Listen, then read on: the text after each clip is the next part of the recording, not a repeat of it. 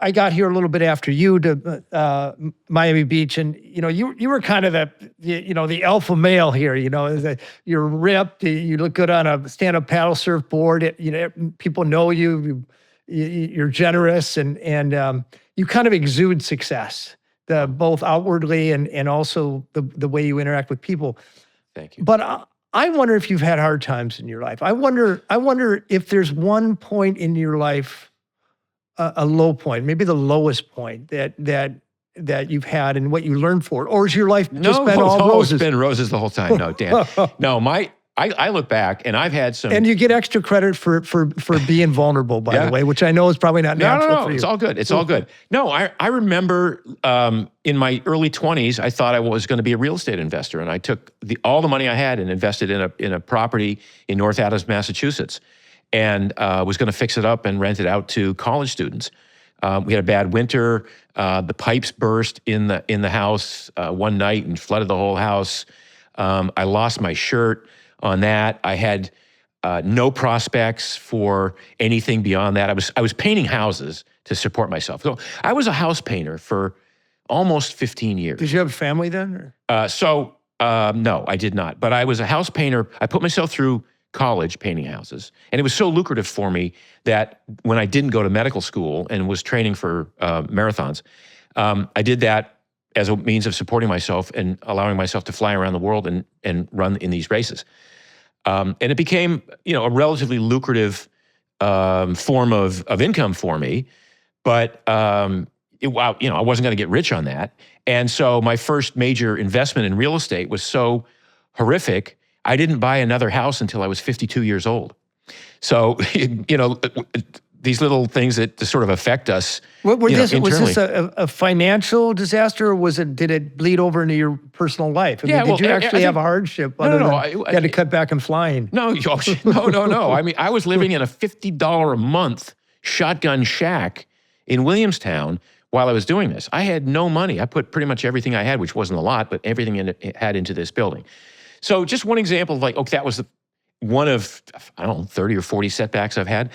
No, I've had so many. I mean, when I started my vitamin company, I was on, do you know Doug Kaufman? Know The Cause? Anyway, it's a TV show that's been around for a long time. It's a health talk TV show. I would go on his show and I would talk about my supplements, and people would buy my supplements. It was amazing. So I grew my company on the strength of these appearances that I made on this talk show. That model dried up in 2004 with the advent of the internet, and then 300 cable channels and Dish. So when that model dried up, I went from making a lot of money to making no money. And now again, I have no money, right? I've got a family and wife and 2 kids and no money.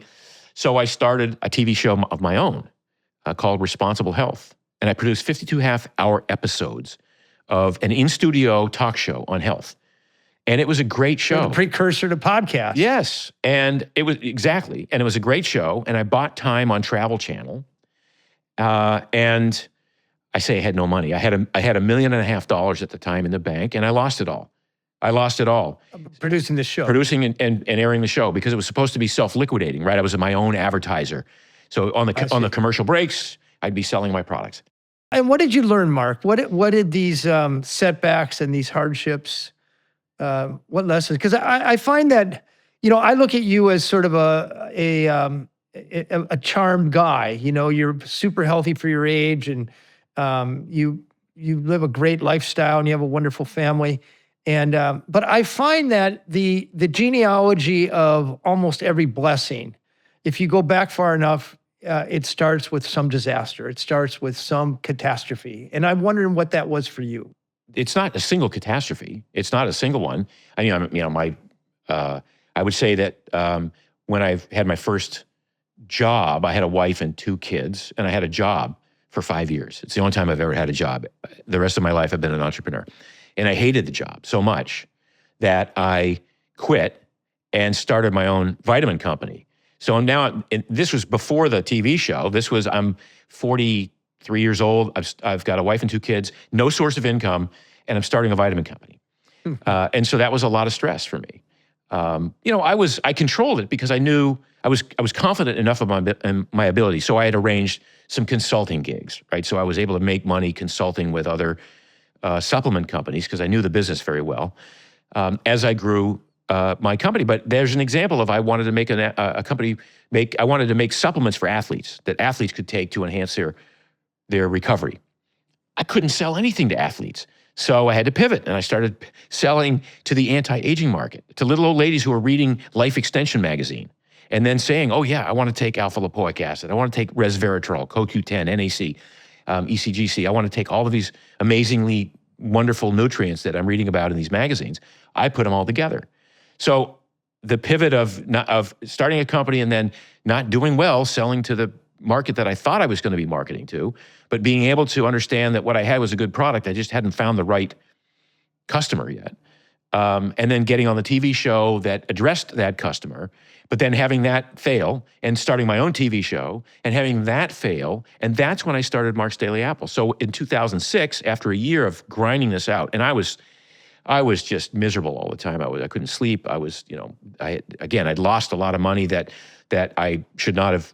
Well, in retrospect, I'm glad I did it, but I'm glad I did everything in retrospect, Dan. Yeah, because it brought you. Because it brought me here. Yeah. So when that didn't work, I'm like, okay, let's regroup. I'm good at producing content. I'm great at producing content. And this internet thing is kind of cool. And this blogging thing sounds like it might be promising. So the failure of the TV show led me to start Mark's Daily Apple, which became the most successful blog of its kind in the world for a couple of years. And the reason it was no longer successful, or not the most, is because it begat thousands of other similar blogs that addressed this ancestral health question that I was sort of addressing and attacking from all angles every day. So if I had to sum it up, it's a certain nimbleness, a certain not necessarily willingness, but to fail, but being able to fail and quickly learn and look at the next wave and to persevere. Yeah, I mean that's what I tell every young person who's looking for the best sort of business advice. That's where marathons. I've run one marathon. Yeah. I know how damn hard it is. Yeah, you could easily drop out at 20 miles.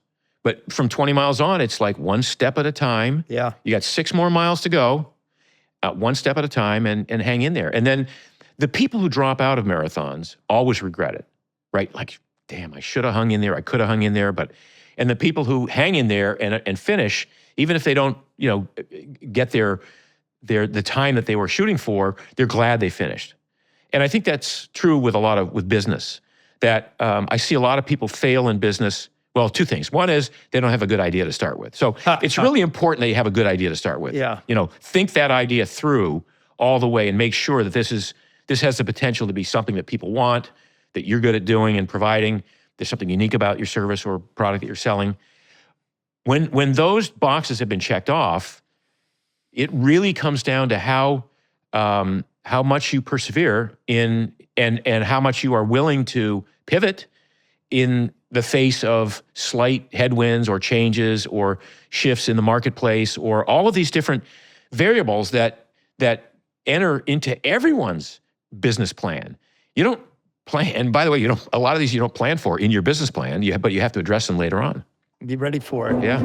So if you like that clip, there's a lot more where that came from. So hit the like button, subscribe to the channel, ring the bell so you won't miss our new videos as they come out each week.